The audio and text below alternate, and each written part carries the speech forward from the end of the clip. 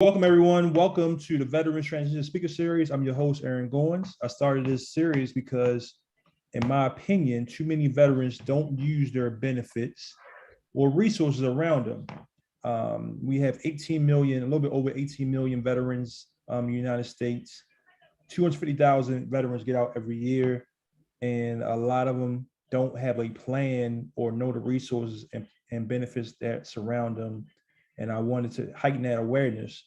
So I wanted to bring on guests who are experts in their field to talk about different niches to help our veterans. So I am very, very excited because this couple helps me out personally. Lika is my CPA. Ricardo is a husband, and he's an Air Force veteran. And I'm very, very excited for you guys to come on here and talk about finances and help our veterans out. So how you guys doing? Good. Hey, how you doing? We're doing pretty good.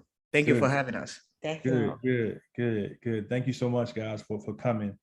So look, let's get started right away. Tell us your origin story. What is your origin story? How you guys get started and met and things like that?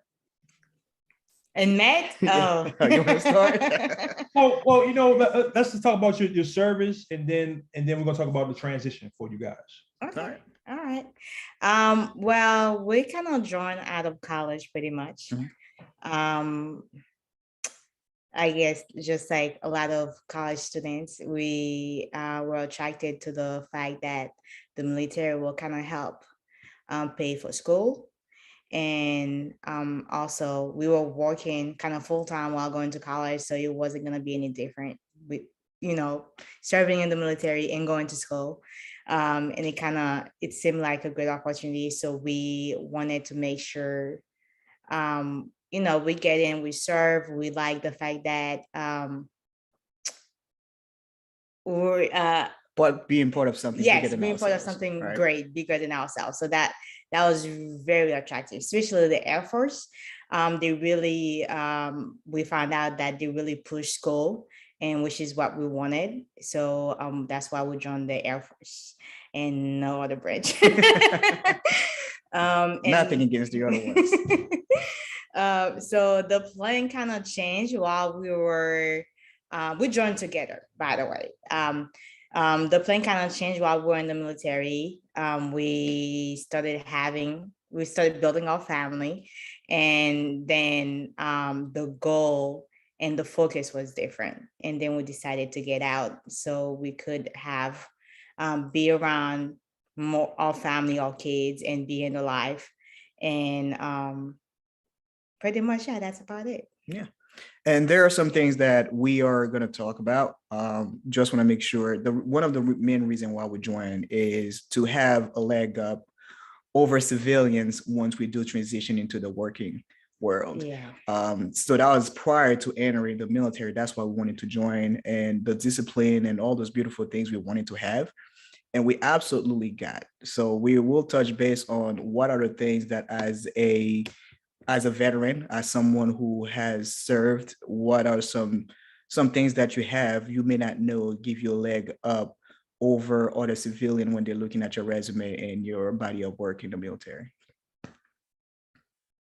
Cool. So what was you guys' transition like out the military into the civilian life?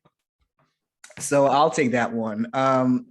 Like Lenka alluded to, our family dynamic has started to change. We had our first child, our daughter, and so at that time I had transitioned to the reserve side of it, so I could go to school full time. And then Lenka, her AFSC is a highly deployable AFSC, and so was mine. Even though I was a reservist, my AFSC was a highly deployable one as well. So 6 months out of the year. And the thing is, the cycle were kind of complementary. They were not necessarily the same. So at the time, Lenka could be out. When she's coming back, I'll be on my way out. So at some point that we might spend a year not seeing each other. So that's something we didn't feel like our marriage will survive. So we decided that we're just gonna do one contract, and after that contract, we're not gonna re-enlist. And since we knew that, 2 years prior to leaving the military, we started to look into things that interest us, complement our degree, complement our personality. When we get out, that it will be a smooth transition. So I start looking at personal finances, and so I got my licenses in being a registered rep,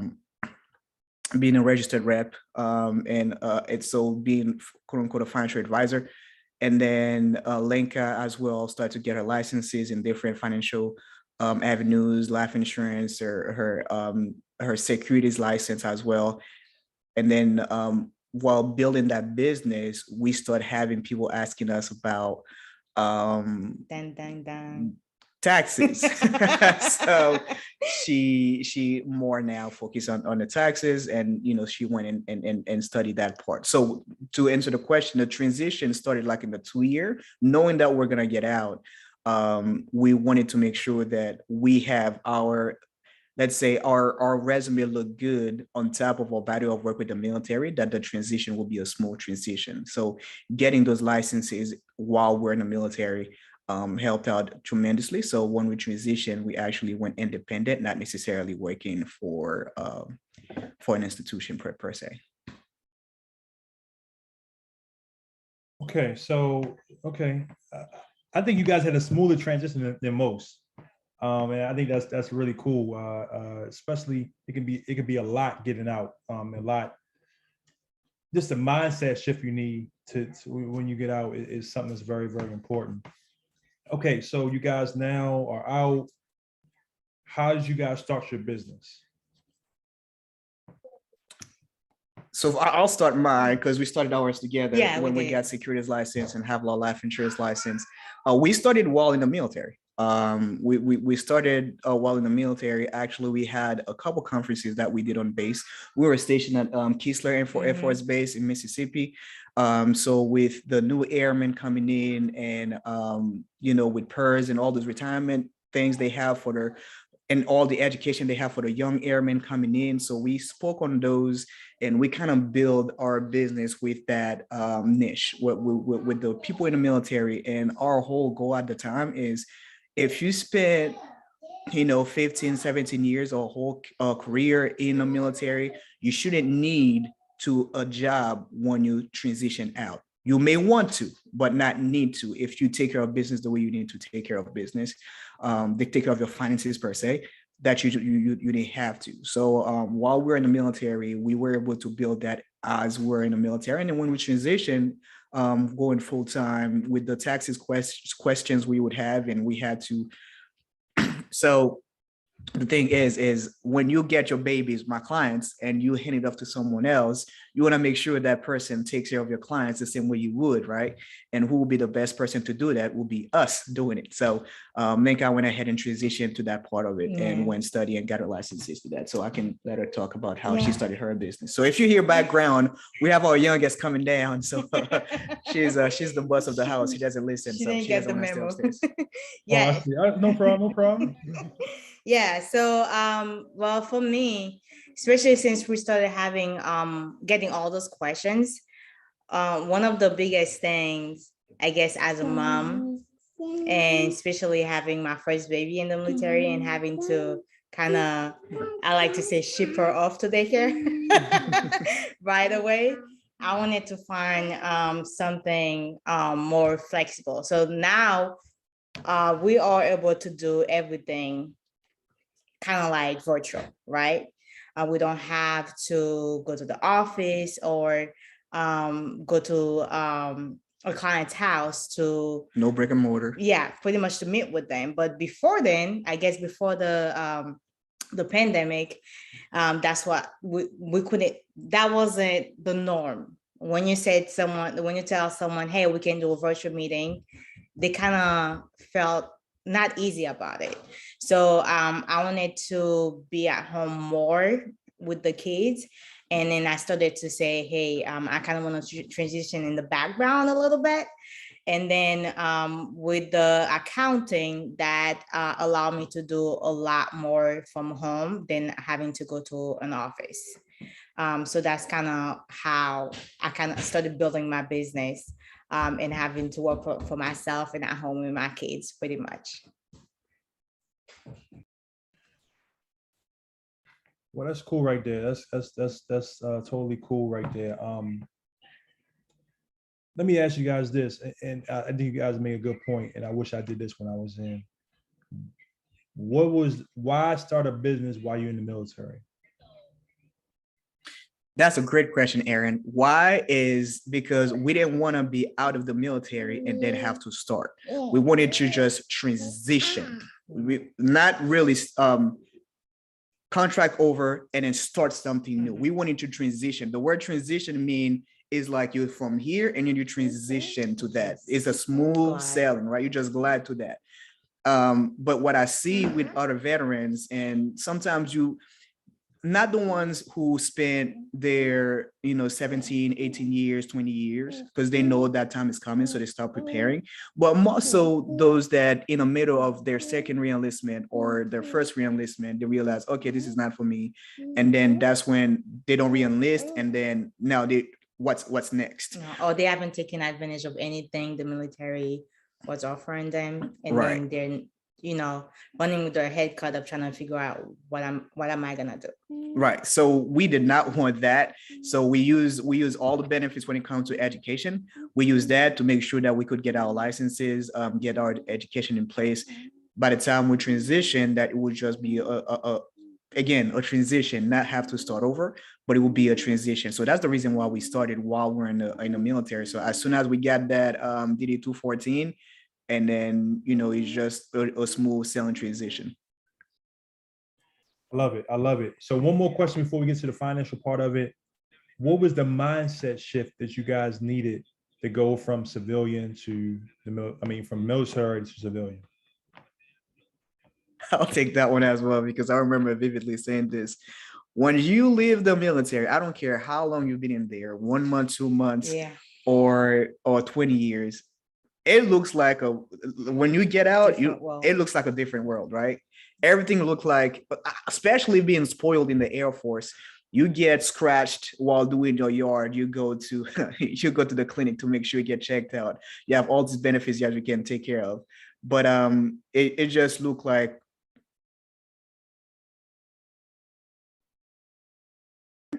Are you talking to us? That was my clubhouse room that hit me up. So sorry about that, guys. No problem. Yeah. But I think that's so important. I think that's so important what you said, because it's so needed in it's so needed for veterans to understand you have to change the mindset. It's just a different kind of avenue, different world, just being in a control environment to now the Wild Wild West. Okay, so you guys want to talk about finances? You guys have anything y'all want to talk about right now, or things that people should look out for? Sure. One thing that I wanted to make sure, so to make sure I understand the audience, Aaron, and this audience is made of veterans or people who are transitioning or people who has already transitioned. What is the main audience we have here to make sure that this is well targeted? So anybody like Tony or Ulisa, for Nikki, you guys have any questions for him so far about finances? Well, here, I'll tell you, I'll introduce myself real quick. So I was in the Marine Corps for 6 years, probably before you guys were born. But I got out and I worked for a few companies, and I started my own business as well. I wish I would have started it in the Marine Corps, but I did start on the path of technology in the Marine Corps because I knew it wasn't for me at about year 3 after I got back from the Gulf War. And so I started learning about technology, and then I went to work for a couple of technology companies, but you're exactly right. It would be great. Now, we all know not everybody's cut out to be an entrepreneur, but it would have been great to know while I was in the Marine Corps that I could be an entrepreneur, because I had no guidance, no mentors, no wealthy family, no nothing. It was just, me bootstrapping and trying to figure things out as I went.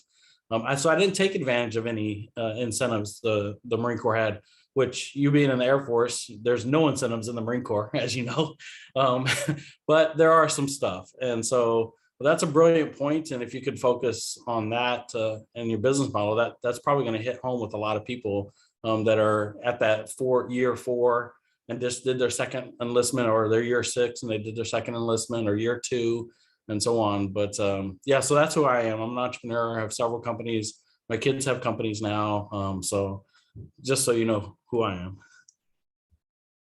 Perfect. So I'll just say this. Let me start this by saying that what gives you a leg up compared to civilian in a workforce, either if you're an employee or if you are a entrepreneur like Tony. So in the military, we joined to get the discipline we wanted. And when we said discipline, it encompasses a lot of other characters. So it's a broad word, but I'm just gonna break it down. Everybody's looking for the ingredients to be successful at whatever they want to do. And I'll let you know that everybody already knows it. Everybody knows that if you have the discipline, you are going to be successful at whatever, in your personal finances, in your business finances, in your personal career growth, or you just have to be disciplined. What is discipline? For me, discipline is number one, is consistency. You have to be consistent. And I'm going to tie it up to finance as well. You have to be consistent. And then number two, you have to be compromising and uncompromising at the same time. I know that is a paradox, but what I mean is compromising. You learn that in the military, right? Once, if you're an officer, you went to OTS. If you are enlisted, you went to boot camp. You will know that they make sure everybody gets a haircut. Don't care if your hair was like mine or your hair was like Aaron. They make sure that everybody get a haircut, and they give you a uniform without no name tape on it, right? And to make sure by certain times, depends on what branch you are, they're gonna give you a name tape and then to put on there to make sure you identify yourself. You're a recruit in the Marines, and you're the same thing here. They do not even recognize you as a Marine until you graduate, to make sure they break you, right? So that's the compromise you had to make, to lose who you are in order to meet a goal as a whole, be some part of something bigger. Same thing for your finances. Sometimes you have to uncompromise. You want that, that Gucci bag, you want whatever you need. You have to compromise something to make sure that, say, hey, there's something bigger I wanted to accomplish. But at the same time, the uncompromising part of it is that even in the Marines or the Air Force, if they tell you something to do and you feel like it's not going to benefit the mission, you can speak up and say, no, we can't do this, right? And that's something they give you in the military, give you a voice. I know in the Air Force, they give that to us. I don't know about the Marines. I can't speak about the Marines or the Army, but they gave us a voice where even though we would have to compete, even though our voice may not be okay at the time, we didn't understand the mission per se. But if there's something we see that, okay, we can compromise who we are to do this, right? We can voice it. And that's the same thing, with your personal finances. I'll speak from experience that I have a lot of people who always asking me to borrow money, right? But if you have a budget, you have to be uncompromising there. You can't go over your budget, even that person needs that money now, but that's your budget. It wasn't part of your budget. That person asked you for $100 or $1. If it wasn't part of your budget for that week, for that month, you don't have it. Right. So again, that goes to being successful in your business and in your career as well. And then the other thing that I would say that I learned in the military is the fact that you're always looking at the next goal.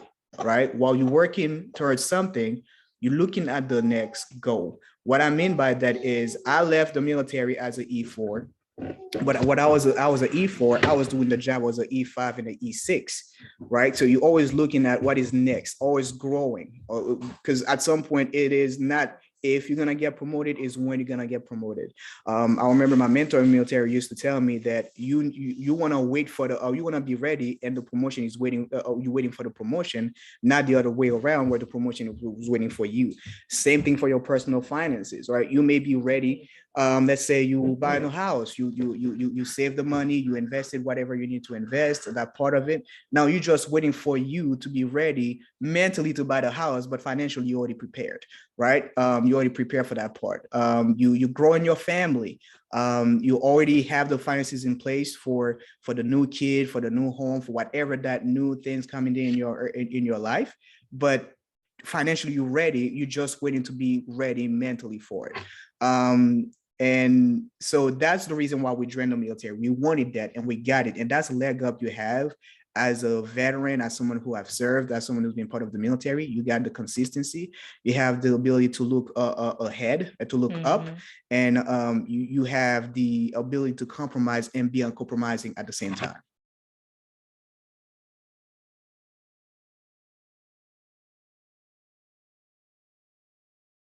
Any other questions before we can go more into elaborate way of talking to finances? We would answer questions instead of just talking to talk, but if you have questions, we can answer those, or if not, I can go in a quick presentation per se.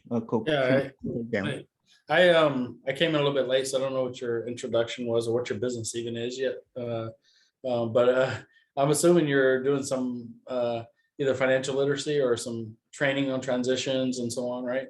So when you go talk to a military member that is in their they've signed their second enlistment, because I know that's a hard time, right? Because you're at like 8 years or 6 years or 9 years, and you're like, I'm halfway there, and or almost halfway there, much less it be at like 12 years. What is their hesitance? Is it strictly that 20-year retirement that they're like, I don't think I can do anything else because, I want that 20-year retirement? What do they tell you mostly? I'll have Lenka take that one. Well, it's kind of both most of the time. But I think the main one really is fear of the civilian world and how they're transitioning and what they're going to be doing.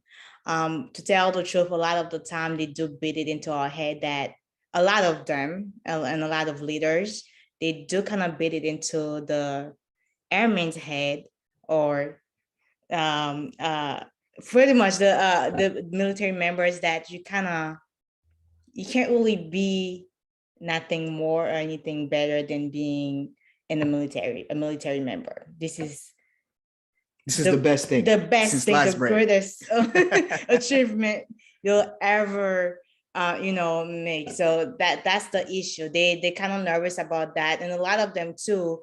Funny thing is, when I joined, a lot of staff, tech surgeon, even master surgeon, they were just, because they know they were about to get out, that's when they started going to school. They started thinking about, okay, what am I going to do next? Or because they were pushing them out, whatever it was. So it's mostly that. I think even with the 20 years, a lot of them want it, but they would rather get out, but that fear is holding them back. It's more like dealing with the devil, Yeah. That's pretty much how that's the main part. They want to transition. They want to know what's going on in the civilian world. A lot of them come back after, especially if they're still young, they go to the civilian, like, oh no, that's not for me. They go back. And there's nothing wrong with that, but at least you go ahead and see what was out there if it is for you, because it's not for everybody. Otherwise, someone has to protect us. Somebody has to protect the country, and some people has to pay the taxes that pay those people who protects the country. So it's just it's where you fit in. But the main part, just like Lenka said, is the fear of the unknown. They know they can do anything, but are they gonna be good as being civilian as good as they are being a military member? Do you think there's a benefit to there's a lot of transition companies out there, a lot of people doing transitional services for military people. Do you think it'd be benefit to add to your business, or have you seen other businesses add a program for qualifying if somebody should or shouldn't stay in the military? I don't know of a better word than saying qualifying, but vetting them, I guess. Vetting? That's a good question. Aaron, what do you think? Because I think that question is mainly geared for you, Aaron. What do you think about that? Say that over again, Tony. So I've talked to, as you know, Aaron, I've been out talking to tons of veterans and connecting with tons of veterans. I've met a ton of transition coaches and transition companies and so on. And just listening to what they just said about the fear, is there a benefit to add to a transition company, or are there people doing it already where you're kind of vetting or qualifying, kind of like your senior your counselor did in your junior or senior year, where they're like, well, you should be a seamstress, you should be, this or that. Is there a program that's set up to maybe vet the military person to see if it is wise for them to make a decision to exit or stay in the military? I know there's programs for them to put their information in there and see what their resume looks like or something that's around their system, but I don't know anybody who does that. I mean, I would think it is. I mean, we have like 40,000 different companies designated for veterans. So I would think somebody's like that, but I don't know the resource like that. I haven't met, and I've been many people, I haven't met somebody like that, but I think that's a good point. I mean, because veterans, there's so many talents, so much talent that we have in our military grade, but not everybody's going to use those in the civilian life for whatever reason. They're going to put themselves in a box, and that's what this whole program don't put itself in a box at all. You can do you can get government contracts, you can be a CPA, you can do real estate, you can do all these things. You got to put your mind to it and have that right mindset. So seems like you could get a grant. I hear a problem that needs to be solved. Seems like you could get a grant from the government to study re-entering the military force. Why do those people do it? And then trying to build that into a program for a transitioning company to evaluate why somebody wants to transition and should they actually transition to make it more successful for them. Because, we all know as veterans, we just want to go it alone.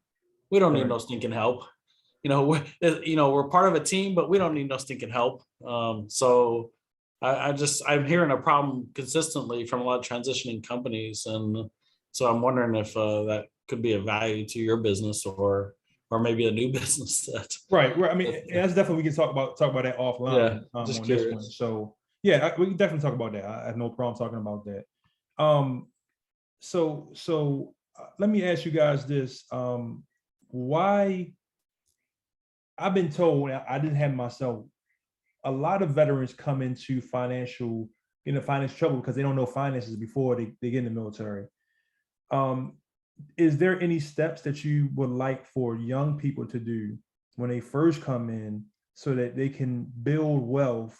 Or, I think most people know we gotta have an emergency fund saved up and things like that, but is anything else they should look out for besides buying a new car? Because when people deploy, you see a lot more Dodge Chargers and pickup trucks on the road when they get back from deployment than beforehand. They already know when people deploy. So is there anything else that they can do besides those two things, besides, have an emergency fund and besides not buying a new car to try to look cool? So to complement what you just said, if I give you all a homework, go near to any military base and see within 5 miles, walking distance, that you're going to see a used car dealership there. Walking distance, you're going to see used car dealerships, and we can finance you here. Poor credit, no credit, bad credit, whatever, they can finance you there. And that's the reason, because there's no military members. They are the target for this. But yeah, definitely. So neither Lenka and I knew anything about, how to manage our personal finances properly before, we get into the business of doing so before the military. But in the military, we just a little bit of background. We started to live on one income while we are in the military. We used one income and saved one. So to go to what you're saying, what we knew is we know about saving. So we saved. And after a year, we see what we saved and we see the taxes we have to pay on it. I'm like, okay, so there's no way we're gonna get wealthy just by saving. So the other prong we had to learn is investing. right? So we had to know the difference between saving and investing. So so that's one thing. When I said we started with the in the military, that's one thing we wanted to make sure we break it down to the young. I keep saying airmen because we're in the Air Force base. So to the young airmen is you have to learn you know, the difference between saving and investing, right? And before you learn that, you need to know the difference between needs and wants, Yeah. right? So once you take care of your needs, now you just have to make sure that are your wants worth you spending what you're about to spend, or can you go ahead and save or invest what you're before you take care of your wants? Is it so pressing? Because if it's pressing, it becomes a need. It's no longer a want. But you just have to make sure you know what your wants are and what you can compromise. Because I don't want you to eat ramen noodles when you get the money to eat something, right? Or every night. But at the same time, don't rob, you know, future you just by just pleasing your present you all the time, and then future you's gonna go ahead and say you say bump me, huh? You just took care of you now, but bump me, future you. So all right, to go back to what we would teach you know, someone in the military is, all right, funny thing is money is something that we use all the time, but there's no there's no blueprint for it, right? There's nobody tell you how to use it properly. So when you get your check, what your budget look like, right? And the major thing you will see, especially those who get there and get you a good credit card and stuff like that, you will see that they spend more they actually earn and not realizing it because they pay a credit card every month. They can swap the credit card. And when you go to when you're looking at their books, their personal finances, is that there are more going out than there's coming in. But that's a problem. So the first thing you need to do is to do a budget. Now, the budget is a nasty word nobody wants to hear, but guess what? The Marvel is multi-million dollar budget a movie. So when I say budget, there's every kind of budget, right? But it's just when I say budget, it's just tracking. Are you tracking your finances? So that's why we like to use more as about the budget is, are you tracking your finances? What are you spending? And what do you earn and what you're spending? Now, when you know what you're earning, what you've been spending, then now you can go ahead and now tally what are your needs and your wants. So now you can go ahead and make sure that I know there's a program out there like Dave Ramsey that says, you know, start saving at least $1,000. After that, once you do that, you know, the baby step, take the baby steps. So it depends where they are financially, what they know financially, we'll teach them baby steps. But when you transition from that baby step, is not now to go, not necessarily with the big boys, but now you graduate from baby steps. So what's next? Investing, learning different things, how to invest. But you have to learn yourself as an investor, what kind of risk you're willing to take. Just a quick parenthesis, when I know there was a boom of Robinhood, a lot of people invest in Robinhood, they're doing different things, but they don't know what they're doing, right? They were just doing it. It's good you're doing it, but if you don't know what you're doing, you can hurt yourself, right? So it's just learning a little bit about what kind of investor you are, what kind of investing would you be more comfortable doing, right? Everybody would like to make $1 million tomorrow, but if you lose in the making of $1 million, if you lose $10, how does that make you feel? If you lose $100, how does that make you feel? If you lose $100,000 in the making of $1 million, how does that make you feel? Well, depends on your answer, can tell you what kind of investor you are and how you should allocate your assets and how you should, you know, invest your money in order to get there. So in short, is track your finance, put some money away into saving, and when you start saving and knowing, you know, go ahead and invest in the purse they have in the military. So have some money taken from your paycheck and go ahead and take care of that retirement plan they have in the military.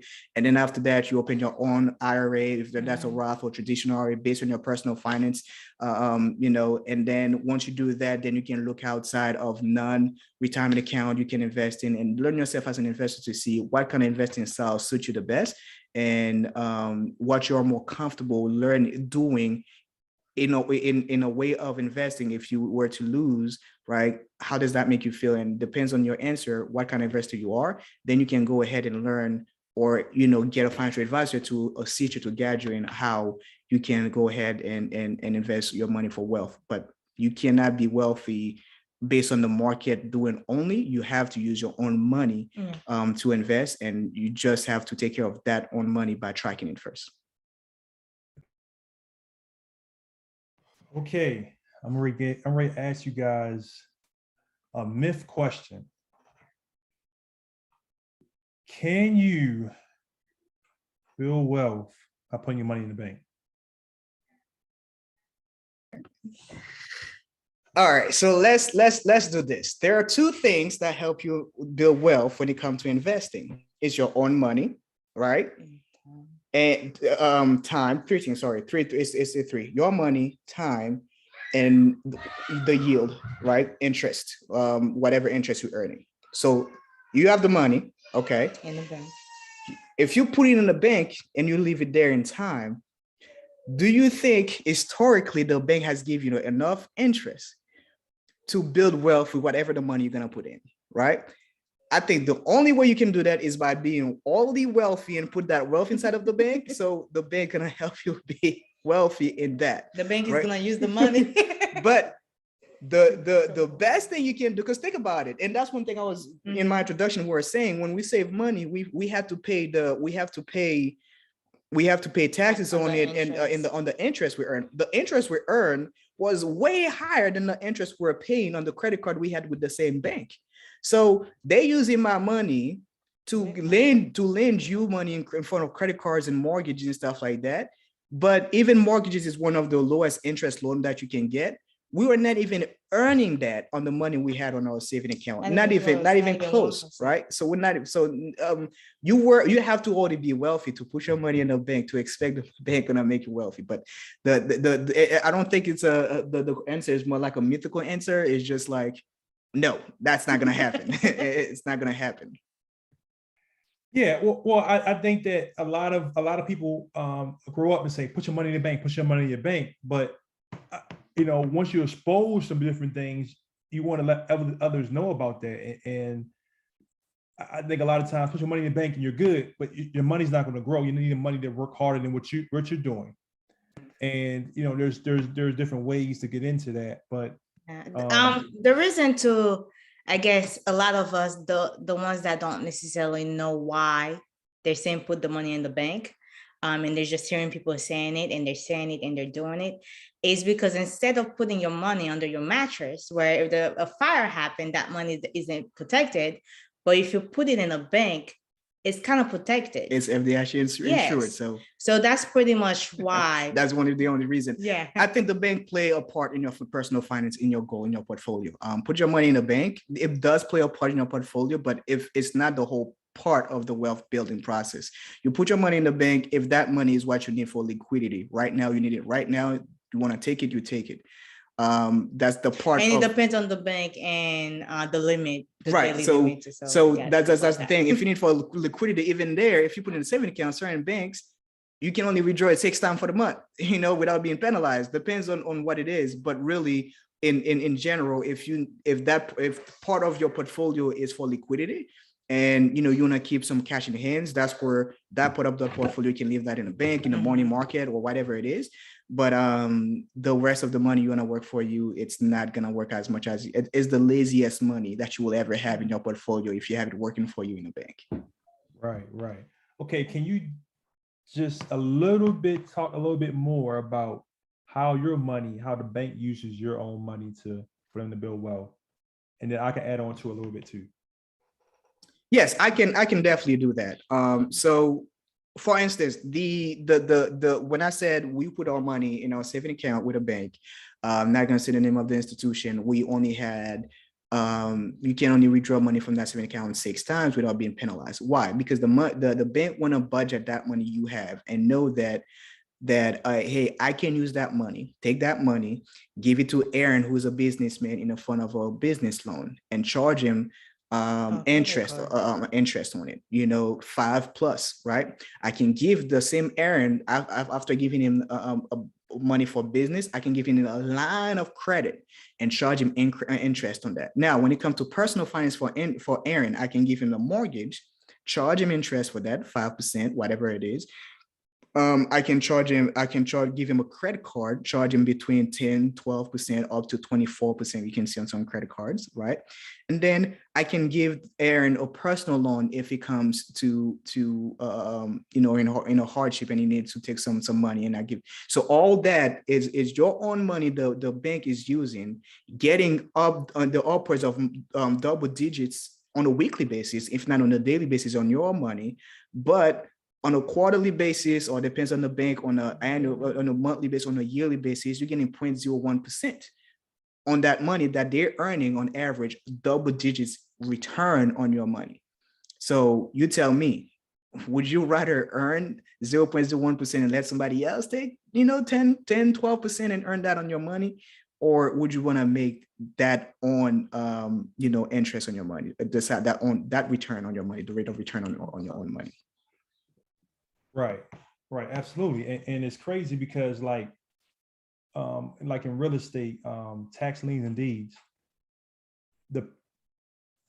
the people who has the most tax liens in America are the banks.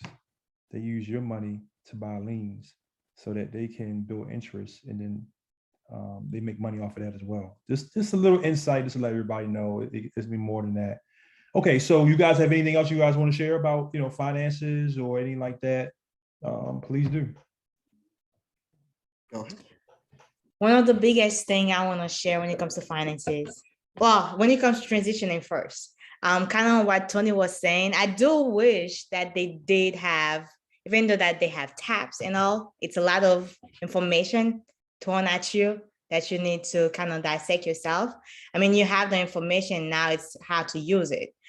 So I kind of, even though we did do a lot of prep before, because we know we knew we were gonna get out, even though we got out sooner than we originally wanted, it kind of took like a year or so for us to kind of get our things together, our stuff together, because the transitioning was a little bit rocky.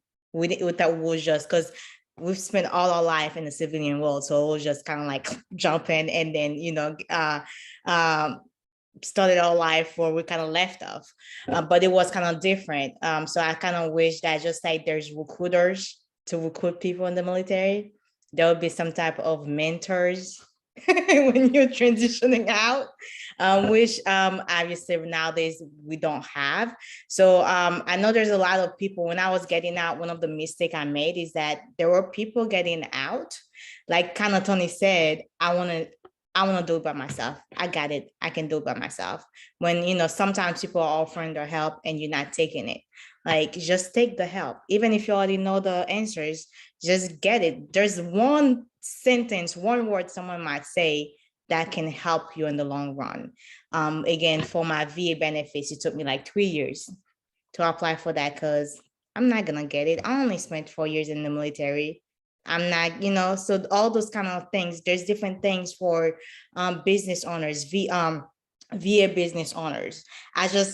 Funny thing is, I've been in business in a while. I just got my certification as a veteran. And all I've heard is that it's so hard. And that was the easiest thing I've done with the military is getting that certification. So it's all those information, and there's more information out there, like Aaron is doing that we just don't know about, or we do, but we keep thinking that it's not for me. It's not going to happen for me. All we have to do is take a leap of faith and then just try it. So that's one of the biggest thing, I guess, with our transitioning. We're still learning. There's still a lot of things out there for veterans that we are now finding out, or we knew and we weren't taking advantage of. And the other thing is about finance. When transitioning out of the military, I think they kind of think that at TAPS as well, but one of the best thing is having that emergency fund, because you don't know how long it's going to take you to either get a job, or to, even if you got a job while you're getting out, if that's going to suit you, if you're going to be able to stay with it, because a lot of things happen. And then again, as a veteran, we do have that mental health issue that we have to deal with. So having that 6 months emergency fund I think is very important when you're transitioning out, to kind of help you. At least, yeah, to kind of help you get your life together in the other side. Okay. Yeah, that's pretty much what I was going to cover. Make sure that if anything, if that job doesn't suit you, and that's not what you want, that you have the emergency fund where you can sit down and really ponder of what you want to do, and not necessarily making the rash decision just because you needed the money. Just make sure you have the money there, and then you transition, because when you're going to transition, just make sure you save it. Right. You, Lisa, for Nika, you have any questions? Nipia, you have any questions you want to ask? I don't. I've just been. Okay, you, Lisa. So to make sure I'm clear, I just wanted to make sure I'm clear on what services do you all provide? Lenka is an accountant and I'm a financial advisor. What in areas of specialty? Me, I'll focus on retirement planning. Okay, retirement planning.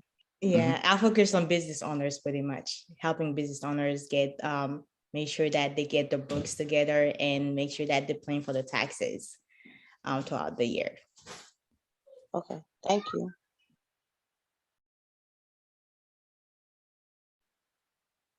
And thank you for sharing. Okay, so we only got a couple more minutes left. I just want to say thank you guys, but I just want to keep it going a little bit. Any advice for any advice for maybe a veteran or a service member who has been in for 20 plus years? Is there anything that they should be doing with their finances, you know, or a simple task they should be doing before they get out? Let's say they've been in 20, 25 years. It's time they can retire really anytime they want, but maybe they want to wait for whatever. So is any advice for them? Yes, just like you would go to the doctor and make sure you get a checkup on your finance. You know, get a financial needs analysis done. Make sure your finances are aligned with what your goals are. And if they're not aligned with what your goals are at the time, what are the steps you need to be taking? You know, there's no one size fit all kind of advice someone can give you. No financial advisor can do that. They just have to sit down and see what your finances look like and what your goals are. And then they can help you align your goals with with what your finances are and where you want to go. So that's the best way. That's the best thing I would say is if you know you're about to transition and you're unsure when your finances are and what you want to do, if when you get out you have to go back working, or you're good to stay, just make sure you get somebody to look at your finances and see if your goals are aligned with the current state of your finances, or if it's not, you know, what works, what it needs to do, what does it take to get there. And also don't wait for the last minute to figure those things out. Again, to build wealth, you need your own money, time, and a good rate of return, right? Rate of return. So time is something we can't get back. We don't have control. So the only thing we can control it is start at the earliest possible. The question I get all the time is, when is the best time for me to start planning for retirement? It was yesterday. So you're already too late. So it was yesterday. So make sure you start as soon as you can. Lika, do you have anything for business owners? Any advice for them? Something that they should be looking for? You know, things, anything like that? Business owners in general, or people who's trying to transition and become a business owner? I would say both. More so, the transition. I'm great. Start a business or something like that. Yeah. Let's start with that one first. Okay. Well, I guess it's kind of like they'll probably hear it a lot is do not commingle. Keep your personal finance and your business finance separately, and keep track of your I guess your book. Keep track of everything you do, your income, your expenses, everything you do for your business, keep track of it. But the main thing is not to commingle.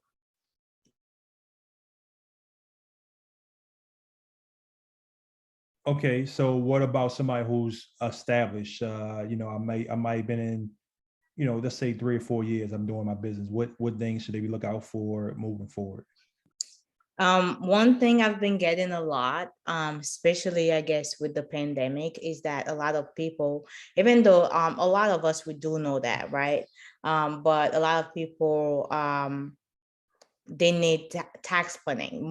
All businesses need tax planning. Doesn't matter if you're small, doesn't matter if you're just starting, especially if you've established, you want a tax plan, especially if your business income is growing, because you want to make sure that you know what your taxes will look like before the end of the year, because there's a lot of things that you can take advantage of when it comes to tax planning, that as soon as December 31st, 11:59 hits, and then it's January 1st of the next year, you can't take advantage of those things anymore. So it's all about tax planning, knowing what your taxes are gonna be like and planning for those ahead of time. Proactive and not reactive. Yeah, exactly.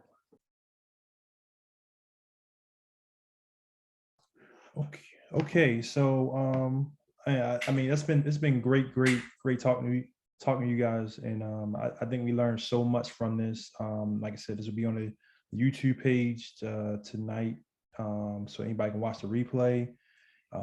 Is there any way to contact you guys? Oh yeah. Ricardo's been using the mute thing, so I just I got confused a second. Yes. So the best way to reach me actually is to my Facebook page. I'm very active on Facebook. Lenjos, LENJOSE02 it's called username, whatever it's called. Yes. And also, if you want to talk to me, the best way to make sure that you catch me and that I'm able to speak to you and focus on just you, that I'm not speaking to any other client or handling anything else, is using my Calendly link, which I'm sure everyone will be posting. And same thing for Ricardo as well. He does have a Facebook page. I kind of forgot. It's Ricardo Joseph. Okay, you go. And We'll share it with you to Aaron, and you can put it in the description of the YouTube. And then I do have I am on LinkedIn, and it's RNL Finance. You can reach me there, and the same thing, I'll give the link for my Calendly. The best thing is to set a meeting with me, and we can make sure we can talk. And as far as business owners, the advice I would get sometime is retirement planning. So I partner with Lenka, so I'm not a tax expert, so I'm not giving anybody any tax advice. However, I see sometimes business owners say they don't make enough to save for retirement. Did you know that there are some tax strategies that allow you to use money that you would pay Uncle Sam and use it for retirement and get, a tax benefit into doing so. So if you feel like you're not ready for implementing retirement plan, because nobody now you're working for yourself, nobody does have a retirement plan for you. You have to have your own retirement plan, right? And I know sometimes our business is our babies. And really my main focus when we come to small business and business owners is using that retirement. Why pay more in taxes when you can pay less by paying yourself for the future? So, use that little strategy there. We can sit down with if you already have an accountant, sit down with your accountant and then see how you can take your money that you would pay the government and put that in retirement plan and get a tax break on that. I can work with your accountant in doing so. And if you don't have one, Link, I will be happy to be yours. And then we can work together and work the numbers to see how we can have you pay less in taxes and pay your future at the same time.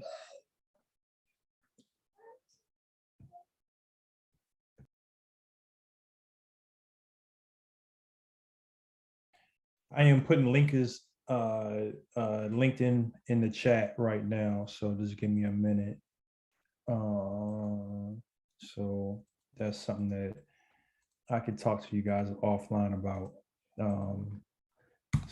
But here's Lenka's one. Let's see.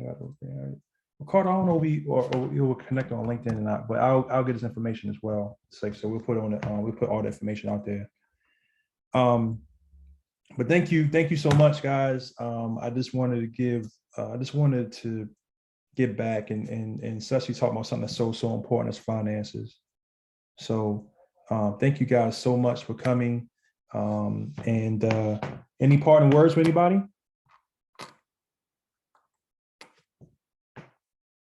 I'll just thank you for your time. Thank you, Aaron, for setting us up.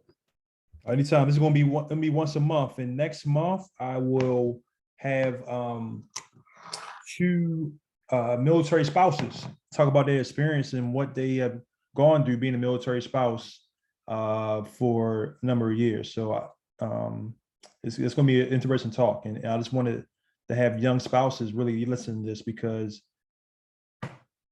there's a lot of different issues that goes on. So, but I just want to say thank you again, Ricardo. Thank you, Lenka, for being on here, and we'll see you guys next week. So I'm stopping recording. So, like I said, see you guys next month with 2 military spouses talking about their experience. Thank you so much.